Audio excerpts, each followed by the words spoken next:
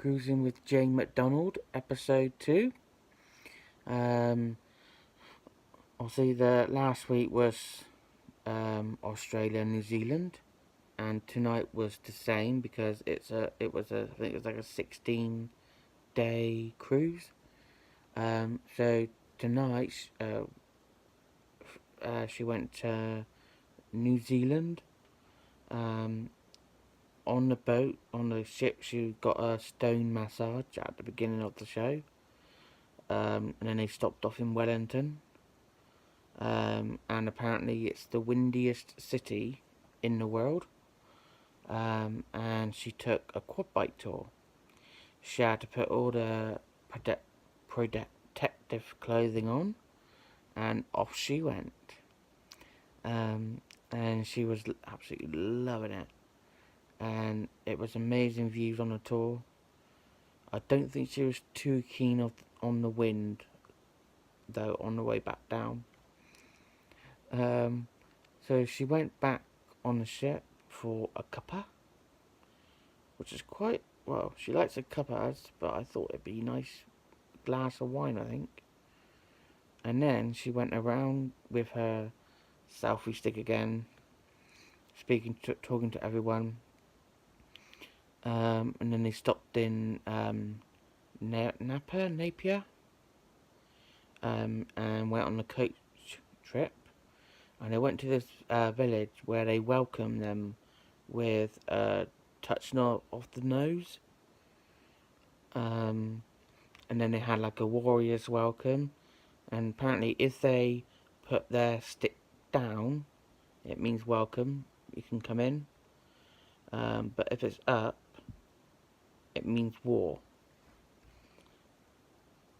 And a guy was showing them some instruments, which Jane had a go at small blowing. Obviously last week she was blowing a bad pipe. This time it was a shell. And then it seemed like such a lovely experience to learn about the country and everything. The crew, apparently the crew made her feel welcome on the ship and everything. But then they're being filmed, so obviously they are going to be like that. They stopped in Tugangia. Can't bloody pronounce it. And apparently it smelled like rotten eggs because of the volcanoes and the is it the rock pools or something? And they were like all different colours and everything, and there was just like one which was completely green. And apparently if you went in there and come back out, your skin will peel layer by layer. So I wouldn't want to do that. But there's another pool called the Champagne Pool because of the bubbles. I thought she was going to go in one, but she didn't. She went back to her ship and got taught a dance, which was really good. Then she went somewhere where Lord of the Rings and The Hobbit 1, 2 and 3, I think, where they were all filmed too. Absolutely amazing views. Ended up in the pub. And then she continued to Auckland. She went on a helicopter ride all around the city, which was just absolutely incredible views from up above. And then she went up a sky tower, which is 1,070 feet. She had to walk on to a platform right at the top of the building, and full of the edge. It was so funny. She was screaming all the way down. I think her stomach was inside out by the time she got to the bottom.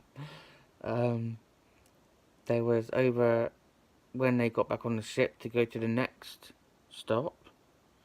There was a big storm, so they had a diversion.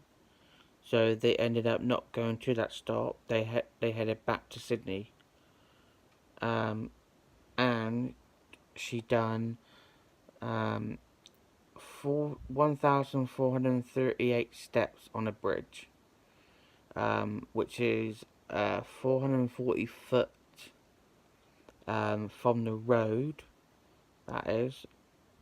So it took hour and a half to get to the top.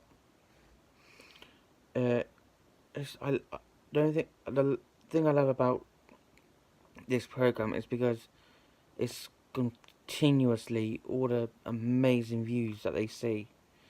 I absolutely love it, and also it's great if you want to learn about different parts of the country and like if you're home educated, this will be like the perfect program to watch if you're like doing geography and stuff like that.